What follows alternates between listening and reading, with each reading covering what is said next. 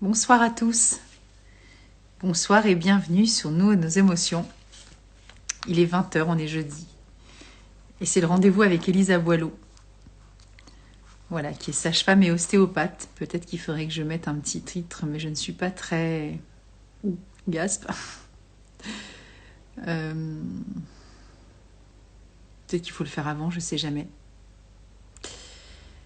Ah, pétard, ça change tout le temps, alors du coup, je ne sais pas ce qu'il faut faire. C'est pas très grave? Si, c'est grave? Je pense pas. Non, il n'y a pas... Donc Elisa me dit, elle est là dans 5 minutes. Donc prépare-toi, tout va bien. Bonjour, Caro. Alors ce soir, en fait, j'avais proposé à Elisa, puisque c'est Octobre Rose, donc du coup, je me dis c'est l'occasion aussi de faire notre œuvre, entre guillemets. Après, on n'est pas obligé de participer, mais voilà. À ce propos, j'ai fait une vidéo aussi que j'ai mis sur YouTube sur l'accompagnement émotionnel dans le cadre d'un dépistage de cancer du sein. Alors, c'est pas forcément pas concerné par un cancer, mais on peut juste faire une mammographie, prendre un rendez-vous chez un gynéco, voilà. Et donc aussi les émotions quand on accompagne ceux qui pourraient être atteints d'un diagnostic X. Du coup, ça peut être aussi des moments où on a envie aussi de se dire, bon bah voilà, je suis traversée de quelques secousses émotionnelles. Donc, ça peut arriver. Et du coup, qu'est-ce que je voulais vous dire d'autre? Oui, alors j'ai choisi la thématique Octobre Rose sur les seins. Et du coup, c'est Elisa qui a choisi la thématique de aimer ses seins, que je trouve très jolie. Voilà, aimons nos seins et on va voir comment on peut accompagner ces seins qui font partie de notre corps, évidemment. Alors les hommes aussi, ils ont des seins. Alors je sais que certains, me semble-t-il, ont aussi des cancers, mais c'est extrêmement rare, mais ça peut arriver.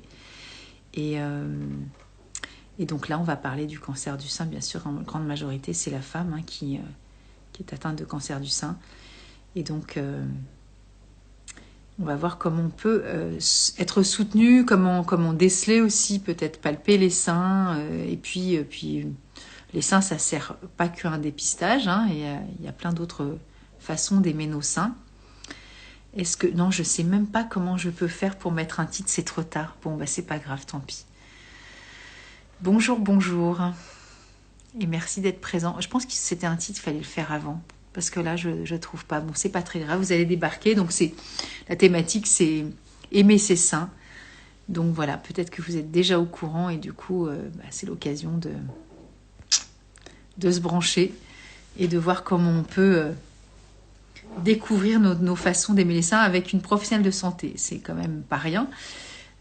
Donc c'est toujours intéressant d'avoir aussi des conseils avisés de quelqu'un qui sait aussi de quoi il parle. Je ne dis pas que moi je ne sais pas de quoi je parle, mais en même temps, je n'ai pas toutes les connaissances de tout, et tant mieux. C'est pour ça aussi que j'invite des gens à discuter avec moi, dont c'est le métier. Elisa, il y a une pratique de sage-femme pendant de nombreuses années, et maintenant sa pratique c'est de l'ostéopathie. Évidemment, elle continue à accompagner des femmes, mais pas que, des hommes aussi, des enfants, qui sont aussi dans le besoin de recherche. Bonjour Sarah, qui viennent faire des petits coucous, qui repartent. Voilà, il y en a qui vont avoir besoin de conseils aussi sur une professionnelle et qui va aussi les accompagner alors sur différents plans, parce que l'ostéopathie, on voit bien que s'il y a plein de domaines très très vastes. La dernière fois, on avait fait un live sur la fertilité. Il nous a appris qu'en ostéopathie, on pouvait faire aussi plein de choses et plein de mouvements aussi pour favoriser aussi la fertilité. Donc vous voyez, des fois... l'ostéopathie, c'est très très vaste et très très large. Et ce soir, ça va être la poitrine, ça va être les seins, aimer nos seins, dans le cadre d'Octobre Rose, évidemment.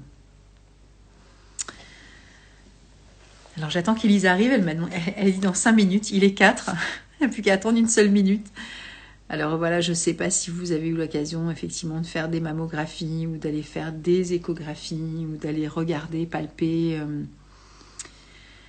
On n'est pas toujours très au fait de tout ça, ce qu'il faut faire, ce qu'il ne faut pas faire, comment on le fait, est-ce que c'est nécessaire, est-ce que c'est pas nécessaire, est-ce qu'on doit avoir peur de faire ça, est-ce que à la moindre petite chose qui arrive, oui, c'est plutôt conseillé d'aller consulter, n'est-ce pas? Et puis des fois, c'est ce que je dis dans la vidéo aussi, des fois on a envie d'aller détecter, d'aller déceler, d'aller s'y mettre, mais on peut aussi avoir super peur aussi à l'idée de se dire qu'on pourrait potentiellement découvrir quelque chose qui pourrait nous mettre dans un diagnostic qui pourrait nous affoler aussi. Hein. Donc, dans cette vidéo, j'ai parlé de Mimulus, entre autres, hein, mais il y a plein d'autres fleurs hein, qui peuvent aller, parce que toujours pareil, c'est très très vaste hein, comme sujet, les seins, et c'est pas forcément, encore une fois, les seins ne provoquent pas que des cancers, ils provoquent aussi la lactation. On va aussi nourrir nos enfants, et ou pas, ça dépend des mamans. Mais c'est aussi une vocation au préalable, avant quoi que ce soit de diagnostic de pathologie.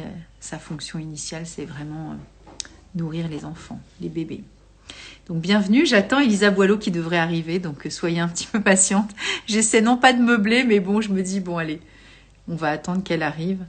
Je vais lancer l'invitation, normalement ça devrait être ok, mais Elisa, des fois, elle arrive sans que j'aille aller la chercher. Hein. Elle a l'habitude maintenant. Donc et on va voir si tu es disponible maintenant pour répondre. Alors peut-être qu'elle sort de consultation et des fois c'est pas toujours très simple non plus d'être à l'heure. 20h c'est une bonne heure pour certains, mais c'est pas du tout une bonne heure pour d'autres.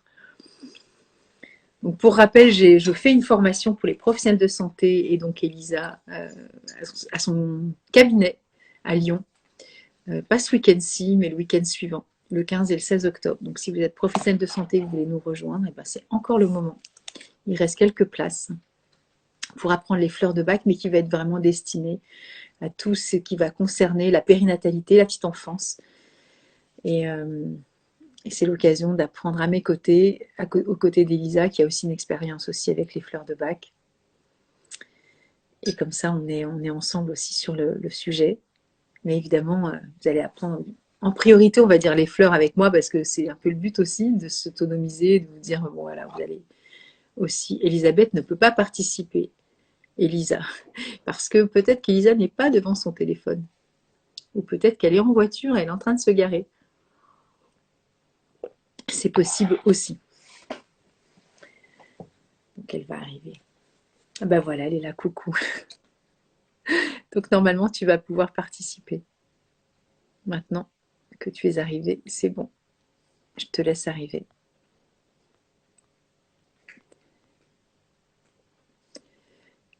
Je relance l'invitation. Voilà. Voilà, c'est bien. Je suis désolée d'être en retard. Pardon. C'était un peu la course. Et oui, c'est ce que je disais. Peut-être que tu étais dans le véhicule, le temps d'arriver, fin consulte, t'installer. Ouais, c'était un peu la course, exactement. Bon, tout va bien. Voilà, bon. Tu as peut-être une collègue là qui est ostéopathie Metch. Eh ouais. Bonsoir, voilà. Bonsoir tout le monde. Aux amis, aux confrères, aux consoeurs. C'est ça. Je suis ravie de te retrouver, Nathalie, aujourd'hui. Moi aussi. Ouais. Toujours ravie. C'est trop bien. C'est notre petit moment chéri ensemble à pouvoir partager et mutualiser nos compétences, nos connaissances, et puis toujours créer du lien, bien sûr, parce que c'est important. Il y a Anita qui fait coucou. Salut Anita. Trop bien. C'est adorable. Ouais, c'est bien. Bon, alors du coup, j'ai bien entendu le sujet, mais tout le monde arrive maintenant parce que tu es là, donc. Oui, parce que je suis là. On voit la petite bulle là-haut en disant quoi? Elisa est en live, mais j'y vais tout de suite. Donc voilà, tu es en live et du coup, tu es avec nous pour justement, je disais que c'était une thématique que j'avais proposée, que tu as chaleureusement acceptée, et c'est toi qui as donné le nom. Aimer, oui. C'est ça. Donc voilà. Aimer, c'est ça. C'est beau quand même. Ouais, c'est important. Hein. Salut Cordélia. Elle nous écoute depuis l'Autriche, Cordélia. C'est cool. Ouais. Donc, oui, j'avais envie qu'on parle des seins de façon positive, en fait, de justement leur rendre hommage et leur permettre de vivre aussi leur vie de liberté, tu vois. Ouais. Parce que c'est vraiment important. Ouais, c'est super important. Et je trouve qu'aujourd'hui, les jeunes générations, alors en fait, si tu veux, c'est comme si ça n'allait jamais les seins, tu vois. Ouais. C'est comme si, avant ils étaient jamais assez gros, maintenant ils sont trop gros. il faut des petits seins, des gros seins, mais qu'on nous foute la paix avec nos seins, Ouais, c'est qu'on les clair. aime juste comme ils sont, et c'est parfait en fait. Et clairement, moi, j'avoue que je suis assez euh, j'ai vraiment envie de donner cet éclairage-là en disant que voilà, les goûts et les couleurs, ça marche avec tout le monde et que si on les aime, eh ben on ne peut que les chouchouter et les garder en fait. Voilà. Alors, il y a beaucoup d'injonctions aussi, comme tu dis, sociétales, hein, qui fait que je suis en train de chercher la fleur, la walnut, pour éviter aussi de nous laisser des fois impacter et changer notre état d'esprit en fonction de ce que les autres nous dictent. Parce on devient vulnérable, mais surtout extrêmement influençable. Tu Oui. vois, avec cette fleur-là. C'est-à-dire que c'est la mode des petits seins, il faut avoir. Parce que moi, je me souviens de ma mère qui est née en 44. Elle me racontait que dans les années 60, bah, il fallait être Brigitte Bardot, quoi, en gros. Donc, elle était plutôt extrêmement, plutôt à l'image de mannequins très, très fines, très, très sans poitrine. Plutôt, par exemple, tu vois, Jane Birkin, c'est plutôt l'archétype de ma mère. Et du coup, elle me disait, Ouais. moi, dans les années 60, j'ai souffert terriblement. Mais Eh oui. c'est une injonction qui fait qu'on est vulnérable et qu'on a envie de changer, alors que peut-être qu'au départ, quand on est une adolescente et que la poitrine pousse, bon, bah voilà, elle pousse, point, quoi. On n'est pas obligé de se modeler aussi, tu vois, à tout ce que l'on entend À l'extérieur. à Bah oui, c'est ça en l'extérieur. fait. Et Ouais. comme tu le dis, ça change tout le temps, finalement. Oui, oui, oui, c'est ça. Et le plus important, ça va être aussi l'estime de soi et la reconnaissance de soi-même finalement, puisque j'ai envie de dire la forme de ses seins, la taille de ses seins, c'est comme une empreinte digitale, c'est comme la couleur de sa voix. En fait, c'est magnifique, juste de pouvoir transmettre ça et de pouvoir objectiver le fait que finalement ben, c'est une richesse à part entière au naturel, en fait. Et qu'il n'y a Complètement. ni besoin de changer, ni besoin de. Et que plus on va en prendre soin, plus ils vont ben justement garder le galbe, garder de la consistance. Voilà, en ostéopathie, c'est vrai que je me faisais la remarque il y a quelque temps avec un groupe d'ostéos. Dans les écoles d'ostéopathie, par exemple, j'ai pas reçu vraiment l'enseignement des techniques sur les glandes mammaires, par exemple, tu vois, Ok, sur les seins. ok. C'est-à-dire qu'il a fallu que j'attende d'être moi-même enseignante et de rencontrer un autre ostéopathe qui me transmette cette technique-là. Et où je me suis dit, bah bien sûr, en fait, pourquoi on exclurait la glande mammaire du traitement dans l'ostéopathie. Et alors bien sûr que ça doit se faire avec précaution, avec respect, avec le consentement de la patiente. Mais la technique sur enfin, c'est comme si les seins étaient occultés de l'enseignement de l'ostéopathie. C'est un peu fou en fait quand tu y réfléchis. Je veux dire, pour moi, c'est vraiment hyper important de pouvoir proposer justement tout ce qui est douleur prémenstruelle. Alors c'est vrai que les seins, ils peuvent poser problème parce qu'ils peuvent être plutôt des artisans de souffrance et d'inconfort plutôt que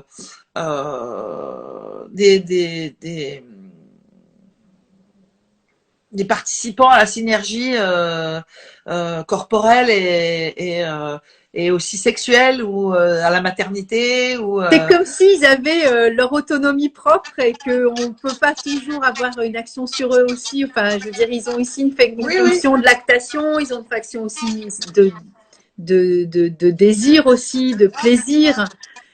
ouais Et donc, bah, dans les fluctuations aussi des symptômes prémenstruels, il y a aussi, c'est lié à la douleur aussi. Hein. c'est ça et il faut savoir que dans l'innervation spécifique des seins sur le plan neuroanatomique on a un relais au niveau de la moelle épinière qui n'est pas présent comme les autres organes. C'est-à-dire Ok. que la lactation, les seins et l'utérus sont directement relié au cerveau, sans relais médulaire. Ok. Donc, c'est vraiment quelque chose qui va être complètement autonome. C'est pour la survie de l'espèce. Hein. C'est génial. Quand il C'est pense, c'est vraiment génial. magique, en fait. C'est vraiment Voilà. magique. Donc, ok. Donc, c'est ce que j'avais compris, en fait. Ok, ok. Donc, c'est Oui. cool. Et du coup, c'est vrai qu'il faut les. Tu vois, je disais des participants, mais c'est comme s'il fallait reconnaître cette fonction-là où c'est sain, il faut s'en faire des amis et il faut s'en occuper, faire de la prévention.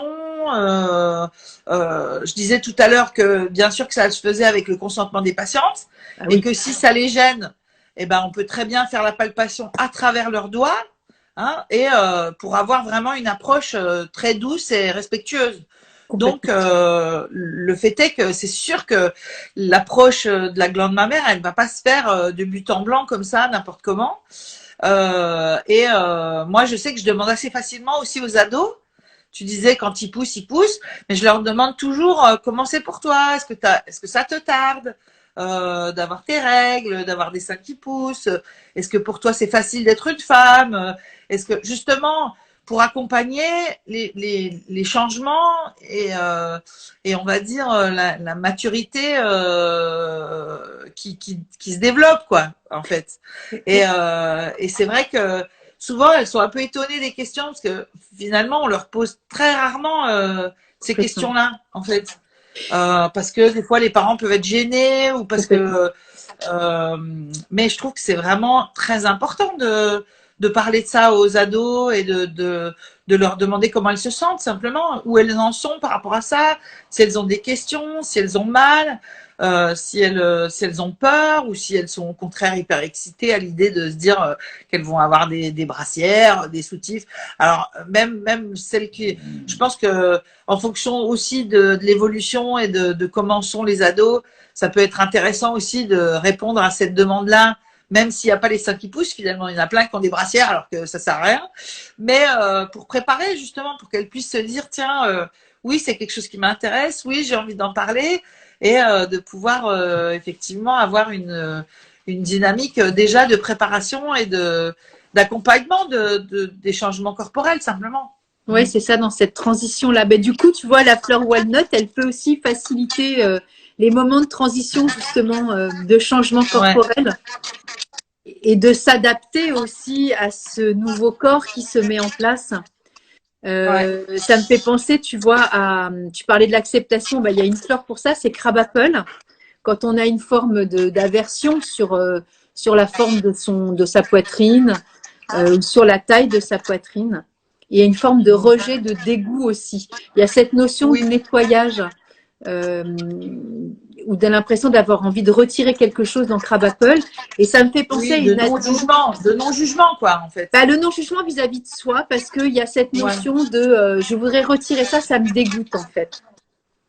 Et je me souviens de l'adolescente qui est devenue maintenant une jeune femme, hein, mais qui à l'époque avait une souffrance liée à la taille et au poids de sa poitrine et qui a été obligée d'acter une chirurgie de réduction mammaire parce que c'était invivable en fait pour elle. Hein. Ouais, Et je parle pas d'un petit bonnet C, ouais. hein, c'était du E, je ne sais combien, tu vois, c'était quelque chose qui était vraiment une vraie souffrance, une torture émotionnelle aussi. Hein. Ouais, après, c'est clair que si tu veux, moi je vois les femmes, que ce soit en douleur, en syndrome prémenstruel, en douleur pendant la grossesse, en douleur pendant le postpartum au moment de l'allaitement, Ouais. ou même de récupérer sa glande mammaire après l'allaitement, par exemple, ou après une grossesse, Mm-hmm. ça peut être vraiment intéressant de pouvoir réinvestir cet espace-là comme quelque chose de bon et de doux, tu vois. Euh, le traitement en ostéopathie des glandes mammaires, il est hyper délicat, ça te rend les seins tout moelleux et même des seins qui peuvent peser lourd ou qui peuvent, ben en fait ils retrouvent leur galbe et leur soutien intérieur et c'est vrai que c'est assez bluffant les résultats qu'on peut avoir. Hein. Donc moi, je conseillerais quand même, avant de décider d'une chirurgie, Oui, bien sûr. c'est-à-dire que l'organe, il parle parce que il est pas entendu ou à l'aise ou tu vois, il y a quelque chose de cet ordre-là qui mériterait d'être creusé en tout cas, Ouais. avant de passer à l'acte De passer à l'acte, exactement. voilà, parce que quand même la chirurgie de réduction ou d'augmentation, c'est une chirurgie qui est quand même assez douloureuse, qui est quand même une chirurgie qui est lourde quand même, et du coup c'est vrai que ça nécessite un certain travail préalable. Même si au final on finit par passer par la chirurgie, le plus important ça va être quand même comment c'est préparé en fait.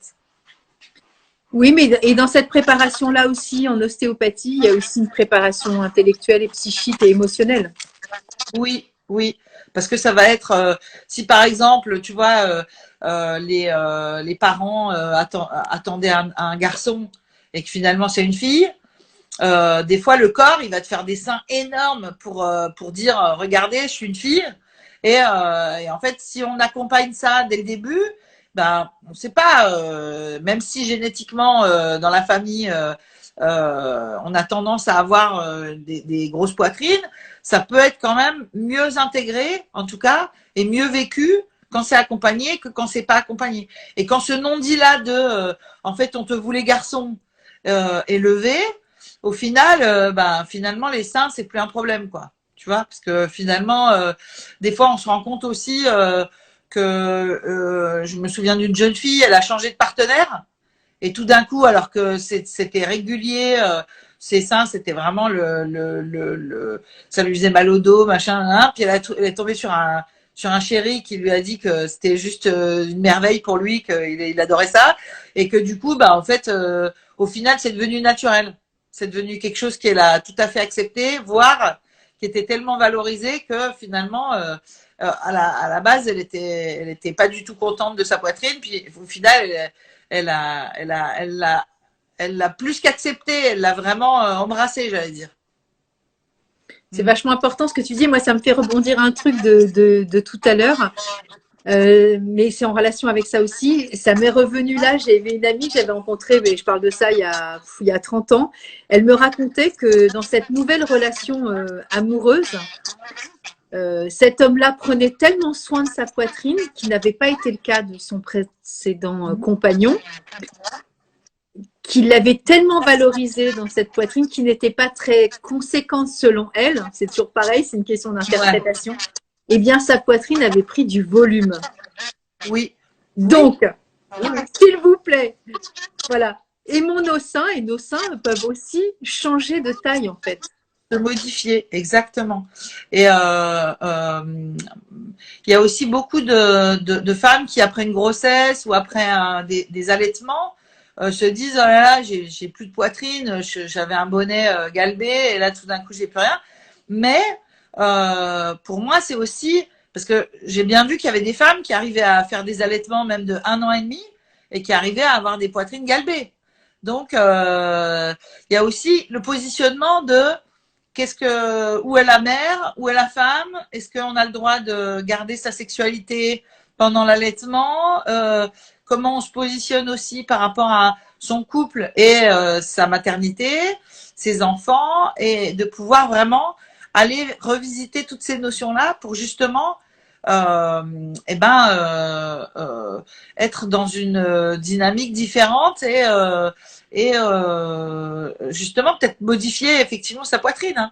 Enfin, moi je sais qu'après les séances d'ostéo, il y a quand même des choses qui changent dans la texture, mais de façon assez étonnante. Hein. Je veux dire, dans la texture, par exemple, des seins qui ont une texture hétérogène. On appelle ça sac de billes, entre guillemets, pour te donner un aspect.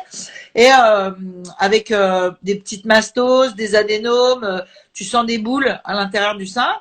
Et normalement, donc la palpation, elle se fait genre la semaine pour redonner à toutes les femmes qui voudraient, en ce mois d'octobre rose,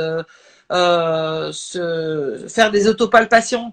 Alors, on n'est pas obligé de se palper tous les cycles, mais quand même de temps en temps, tous les 3-4 mois, la semaine d'avant ses règles, c'est intéressant de pouvoir s'auto-palper. Donc pour l'autopalpation, on va découper le sein en 4 cadrans et on va venir avec le plat de bout des doigts palper gentiment ces cadrans pour voir si c'est, on va dire, uniforme ou si on a vraiment avec la pulpe, hein. Pas avec donc le tu bout des sens doigts, là, parce que ça fait mal. ouais, donc tu sens là la matière qui est sous ta peau, tu peux sentir déjà. Exactement. Donc bien Tu prendre peux le sentir temps. si c'est moelleux ou Voilà. si c'est granuleux. Si Ok. c'est granulé, que tu as des sacs de billes, un sac de billes un peu partout, ou que tu as. Alors c'est difficile parce que souvent tu as ça depuis toujours. Donc toi, tu es habitué à avoir ça. Mais en gros, qu'est-ce que je pourrais vous donner comme référentiel de palpation? Ça pourrait être comme de la brioche qui a levé, quoi, tu vois, moelleux. Et normalement, le sein, il devrait être un peu homogène. S'il est hétérogène, ça veut dire qu'on peut faire quelque chose. Et notamment, des fois, les femmes, elles disent « Ah, mais moi, j'ai des adénomes à la mammographie, par exemple. » On retrouve des zones un peu plus denses qui sont susceptibles d'être pas forcément positives dans l'évolution, à savoir qui peuvent aussi développer des cancers et tout ça. Donc, c'est vraiment quelque chose qu'il va falloir faire de façon régulière pour observer, pour justement, sentir la choses qui différence subtile, voilà. Voilà, donc on fait ça souvent avant les seins, avant les règles, parce que les seins vont se modifier aussi avec les hormones. Et s'il y a un début de quelque chose, ce sera plus parlant à ce stade-là du cycle.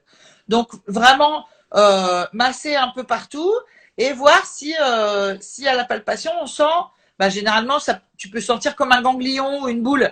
C'est pas le sac de billes, c'est encore autre chose, d'accord? Ça, c'est un signe d'appel à une consultation, soit déjà une échographie, soit une mammographie. Si on a le moindre doute, ou si c'est des fois le partenaire qui peut dire « Ah, mais là, t'as pas les seins comme d'habitude. Attention, il y a un truc qui va pas. » Des fois, nos partenaires sont plus, comme tu dis, ils prennent plus soin de nos seins que nous. Donc, voilà, c'est-à-dire que si nous, on n'a pas eu ces habitudes-là, ce ressenti de notre peau manuelle, c'est pas forcément très évident. Alors c'est vrai qu'on a tendance à plus caresser les jambes ou parce que voilà, c'est peut-être parce que c'est pas des zones érogènes, quoique j'en sais rien, ça dépend de chacun son truc. Enfin, non mais bon, tu vois. Non mais tu vois, je veux dire, on a l'habitude de se passer de la crème. Si d'un seul coup tu te passes de la crème là, on devrait aussi se passer de la crème sur les seins. Exactement. Non, mais tu vois, quand tu as l'habitude, tu dis tiens, c'est bizarre, là, j'ai pas ça d'habitude. Mais si tu te touches pas les seins, forcément, t'as pas forcément le contact. Et c'est pour ça que moi, je voudrais encourager les femmes qui vont écouter ce live, même en rediffusion, à s'auto-masser les seins régulièrement. C'est-à-dire que c'est justement la partie de la poitrine, une zone érogène. Et ça peut faire partie de notre routine quotidienne de se mettre de la crème sur les seins, mais pas plaf, plaf, plaf, je m'étale de la crème dessus. Je prends le temps de me faire un petit automassage sympa. Je veux dire, dans le côté agréable de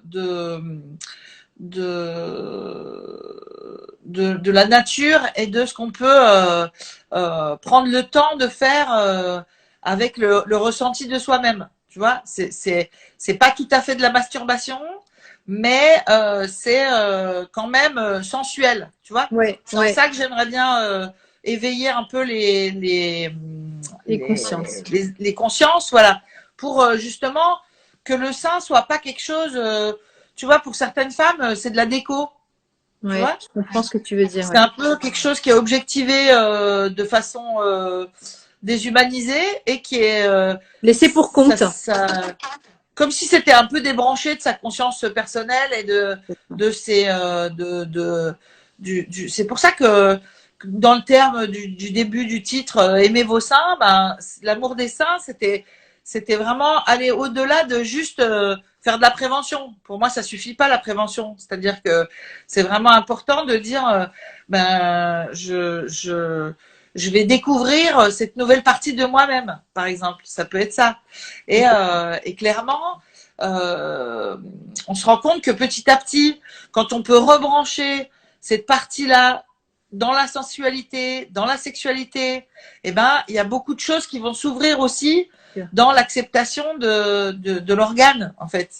Et clairement, c'est tout un monde à découvrir, en fait. Dans l'organe et dans l'amour de soi et dans la réaction que ça peut déclencher et dans cette sensualité aussi qui est là sous-jacente.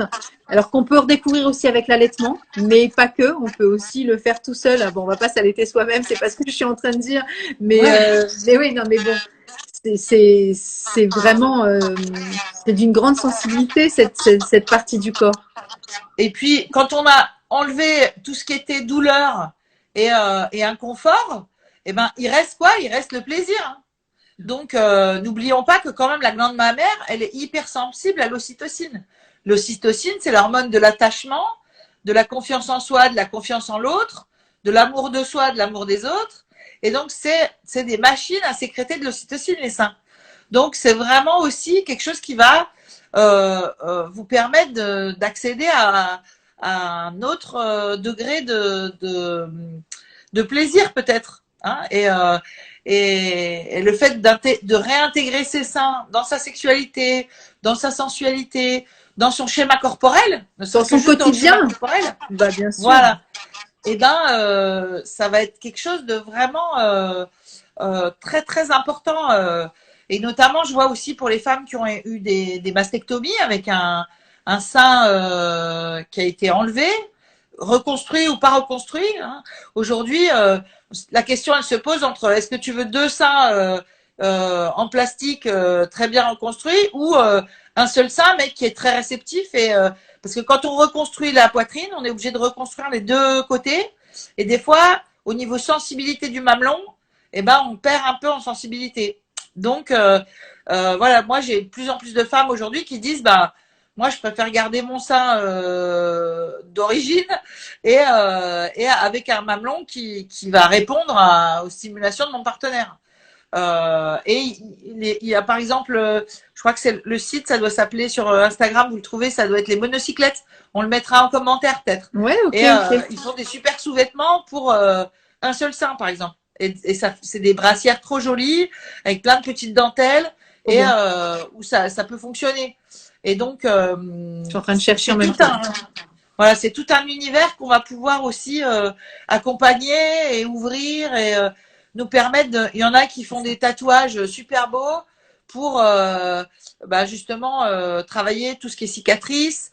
Il faut savoir que nous en ostéo, on peut avoir un vrai impact sur l'approche de aussi la reconstruction, la cicatrice, comment bien vivre sa cicatrice.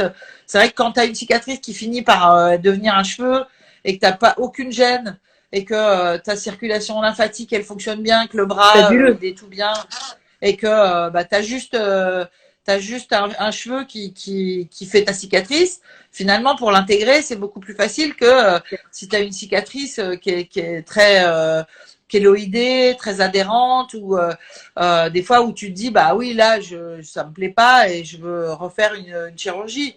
Donc tout se discute et tout s'ouvre aujourd'hui de façon différente où on se rend compte que finalement on peut peut-être avoir un autre éclairage sur tout ce qui peut tourner autour de l'univers du sein et de la poitrine et de la représentation qu'on en a et de notre réalité finalement.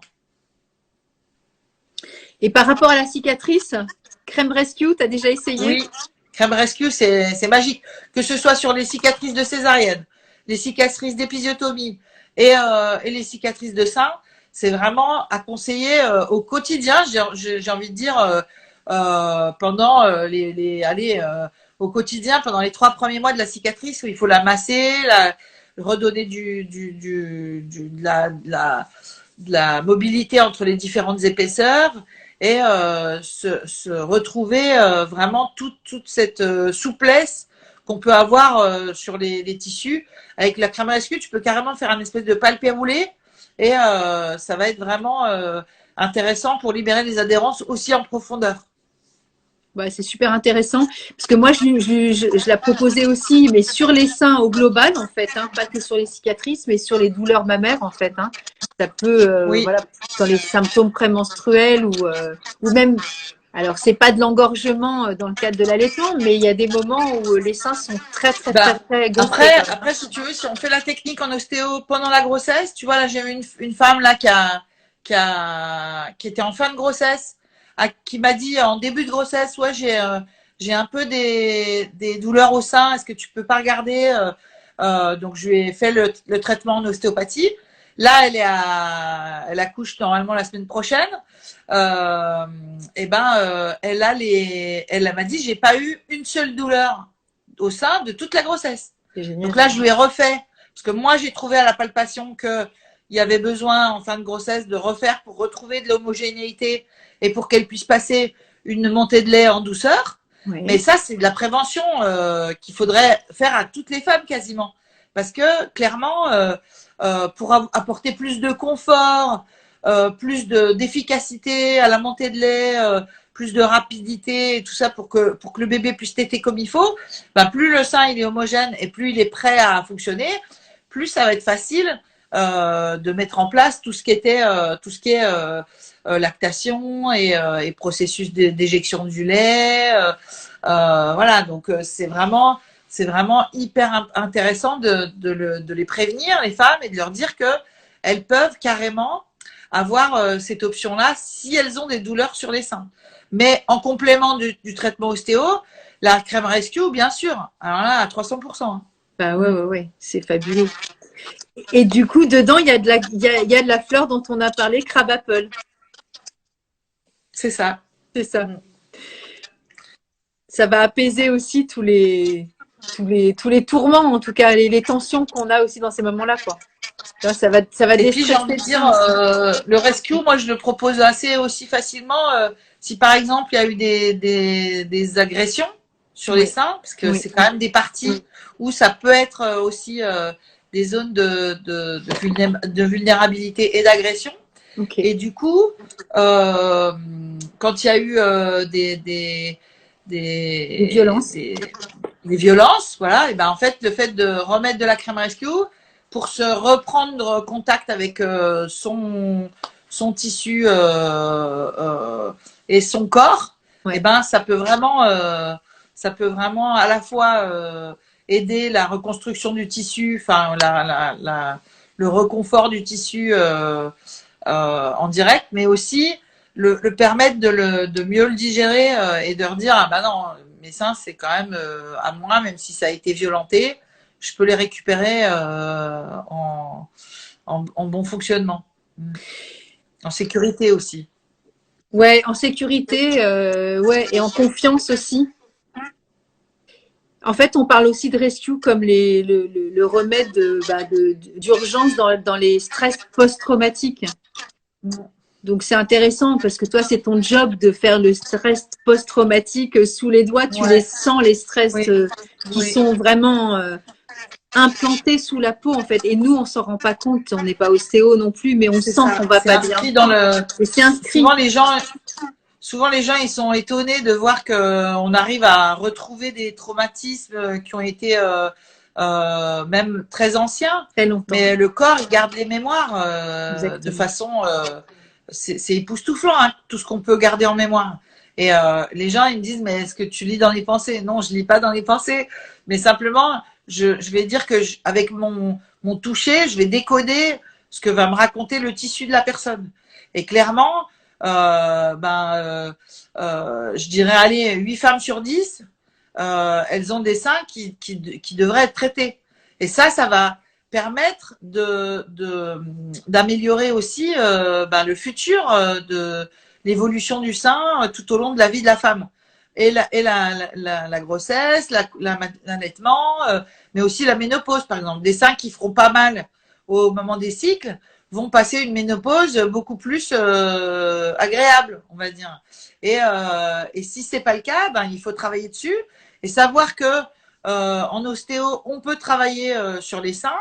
Ça peut vraiment être une aide non négligeable. Hein. Et notamment, par exemple, je pense aussi aux reconstructions mammaires. Ouais. J'avais vu une de mes patientes qui était vraiment en détresse parce que elle avait attendu hyper longtemps pour se faire refaire les seins parce qu'elle trouvait que c'était important pour elle dans sa sexualité, dans l'image d'elle-même. Il n'y a pas de jugement à avoir de quoi que ce soit. Hein. C'est OK. C'est hein. pas le sujet. Tout est acceptable à partir du moment où on a travaillé dessus. Mais sauf qu'après la chirurgie, la cicatrisation des tissus faisait qu'elle avait un sein qui était comme ça et l'autre sein qui était là. Et donc, en fait, ils n'étaient pas du tout équilibrés dans la position des prothèses. Et donc, on a fait un gros travail pour justement libérer les cicatrices et repositionner les seins pour qu'elles puissent avoir un confort, déjà pas d'adhérence autour de la reconstruction. Et puis, un espèce de réaxer les prothèses mammaires, rééquilibrer, voilà, pour qu'elles puissent être quand même confortables avec cette nouvelle chirurgie, parce que sinon ça va de mal en pis, quoi, tu vois. C'est vraiment, oui, t'es un peu sous le choc déjà du stress post-traumatique pour le coup de l'opération, parce que c'est un stress corporel, hein, quoi qu'il advienne. Hein. Et oui, une opération, c'est quand même c'est jamais anodin. Non. Et après, du coup, au réveil et de s'apercevoir, on a beau dire, ouais, ok, dans un mois, ça ira mieux. Si ça se remet pas, non, ça va pas mieux, en fait. Du coup, ça angoisse et c'est pas le but. Hein. Le but, c'est d'être en paix aussi par rapport à son choix. Quoi. Parce que des violences, il y en a aussi, justement, suite à des traumatismes qui sont faits, qui ne sont pas bien faits, en fait, des opérations aussi. Hein. J'imagine que tu en as vu aussi. Hein. Oui, c'est sûr. Ouais, c'est ça. En fait, quand il y a une opération qui correspond pas, ou alors, par exemple, une prothèse qui peut éclater, ou qui fuit, notamment, ça va faire des collages au niveau des tissus, où on va avoir toute une partie sur le gril costal qui va être scotché et qui va vraiment venir faire le tissu comme un peu en carton. Donc, ça va vraiment être l'occasion de travailler sur ces cicatrices en profondeur pour comme nettoyer un peu les adhérences. Les adhérences qu'ont créé la fuite de silicone, par exemple. Hein. Okay. Donc ça va accélérer aussi l'élimination des produits, mais c'est vrai que c'est hyper inconfortable pour les complications, quand il y a des complications avec les prothèses mammaires. Ouais. Ah ouais. C'est douloureux, c'est choquant, c'est pas confortable. Voilà, donc il faut vraiment aider les femmes et leur expliquer que on a des recours avant les opérations. Et puis, si elle a l'impression que ça lui fait plus mal sa poitrine, que le galbe est mieux, et que on travaille sur sa femme sacrée, ça va déjà changer la donne, quoi. Tu vois, je veux dire, c'est plus du tout les mêmes enjeux en fait, au final. C'est marrant que tu parles de femme sacrée parce que je me pose la question de savoir si les chirurgiens esthétiques, alors il y a des fois des moments où c'est nécessaire, de faire. Parce que c'est un cadre particulier. Après, quand ça reste que de l'ordre de l'esthétique, justement traumatique, mais plutôt psychique, on va dire, que corporelle. Je ne sais pas si cette approche-là, elle est très en vogue dans les cabinets d'esthétique, tu vois. De cette femme sacrée, on est déjà sacré en fait. Hein. Mais cette conscience-là, elle n'est pas forcément présente en fait. Je pense qu'ils fermeraient la porte de leur cabinet si. De leur cabinet. Ils changeraient de job.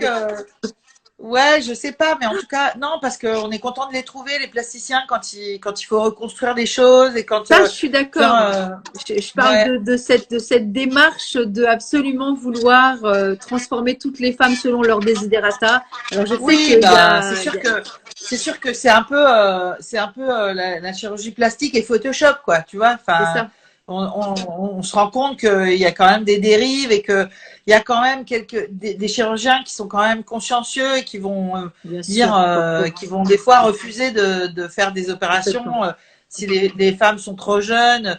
Mais c'est vrai que ça pose des questions, hein, parce que quand tu vois que, par exemple, au Brésil, on se rend compte que finalement, des fois, le cadeau des 18 ans, je discutais avec une dame qui venait de là-bas, elle me disait, bah, aujourd'hui, le cadeau des 18 ans, des fois, c'est refaire la poitrine. C'est terrible, hein. Donc, tu n'as même pas fini ta croissance et on va déjà te refaire les seins. Ouais, Et qu'est-ce que ça vient dire sur changer sa morphologie, mais perdre de la, de la palpation, tu vois, de la sensation. Donc ça veut dire, bah, j'ai des beaux seins, mais ils sont en plastique. Mais comme ça fait plaisir à mon partenaire, bah, c'est bon. Donc c'est vrai que là, c'est un peu compliqué. D'autant plus que c'est quand même pas rien, une opération, c'est quand même des risques sur le plan corporel. Donc c'est vrai que faire des opérations aussi jeunes, alors que tu sais que les prothèses, il faut les changer tous les 15 ans. Voilà, alors j'ai vu qu'il y avait quelques célébrités qui s'étaient fait enlever leurs prothèses sans en mettre. Mais c'est vrai que voilà, aujourd'hui, on se pose quand même des questions sur comment on peut accéder à justement ce diktat de la perfection et pouvoir revenir à quelque chose de plus euh, individuel et respectueux en fait, voilà. Et plus naturel.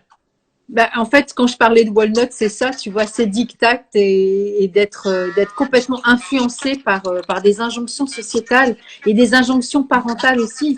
C'est-à-dire d'être complètement influencé par ce qui se passe finalement et de réfuter complètement la nature. Il y a quelque chose qui est de Ouais. l'ordre de la folie là pour moi, tu vois. Ouais, alors que vraiment se connecter à son essentiel profond et pouvoir Complètement. revisiter ses seins, quels qu'ils soient, quelle que soit la taille, quelle que soit la forme, quel que soit et d'en prendre soin pour que justement ce soit plus douloureux, mais que ce soit quelque chose qui puisse apporter du plaisir à la femme et à son partenaire ou à sa partenaire. Bah, je pense que vraiment, ce serait une solution plus saine et plus puissante sur le long terme, en fait. Mm. Bah oui, quand tu parles de long terme et que tu parles de ménopause, quand tu sais que tu dois y passer tous les 15 ans, par exemple, en termes de chirurgie, c'est pas possible non plus. Bah oui, Et, c'est ça. et on voit bien sur la durée de ne pas s'accepter et d'être en paix avec soi-même. Il y a quelque chose qui fonctionne pas en fait, puisqu'à un moment donné, on peut faire semblant d'être qui l'on est, mais ça nous revient quand même en pleine face entre guillemets, tu vois. Ouais. C'est notre Oui, c'est ça. réalité. Bah, c'est sûr que petit à petit, on se rend compte que revenir à un naturel de simplicité, c'est aussi quelque chose c'est aussi quelque chose qui va nous permettre de retrouver notre puissance de femme. Tu vois, il y a une Québécoise qui parle beaucoup qui s'appelle Quantique Mama aussi je sais Bah pas si tu oui, la connais. c'est Karine, bah Voilà, oui. et qui parle d'empuissancement de la femme. Bah, souvent je l'entends dans ma tête, tu Bah sais, oui. avec l'accent. Et c'est un tellement beau terme que je trouve que voilà, il faut toutes qu'on puisse s'empuissancer les seins, tu vois. C'est complètement ça. Et c'est remettre aussi la noblesse et la grâce du corps, quelle qu'elle soit, enfin quel qu'il soit aussi, tu vois. Oui, mm, Que c'est tout un à cadeau fait. infini d'avoir un corps et de pouvoir s'en servir. On a et beaucoup puis de qui chance. marche, qui puisse allaiter des bébés, qui puisse servir aussi dans la sexualité, enfin les seins ils sont multifonctions, hein, donc vraiment je pense que plus on va les chouchouter, les aimer, même j'ai envie de dire quand il y a des microcalcifications, tu vois, à la mammographie et qu'on voit qu'il y a vraiment des endroits qui ont été soit suite à un hématome, soit suite à un choc, ou éventuellement peut-être un engorgement ou une chirurgie, et ben on voit que le traitement en ostéo peut vraiment apporter pas une régénération, mais en tout cas, comme ça fait circuler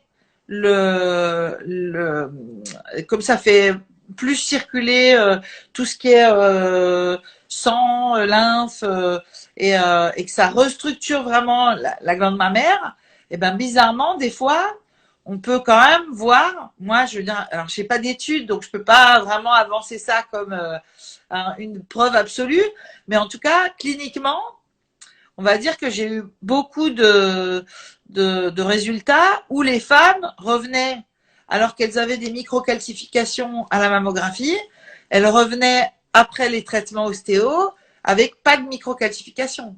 Donc ça veut dire que si ça circule bien, eh ben il y a moins de risque d'avoir des petites cellules qui vont se développer n'importe comment. Et si on s'accepte aussi bien dans sa sexualité que dans sa maternité, eh ben, on a plus de raisons de garder ses seins que de se les faire enlever. Hein. Donc, on n'a pas parlé d'épigénétique, mais en termes d'épigénétique, par exemple, de comportement par rapport à soi-même, c'est vrai que dans la symbolique des seins, on dit souvent qu'il y a un sein pour sa fonction sexuelle et un sein pour sa fonction de maternité.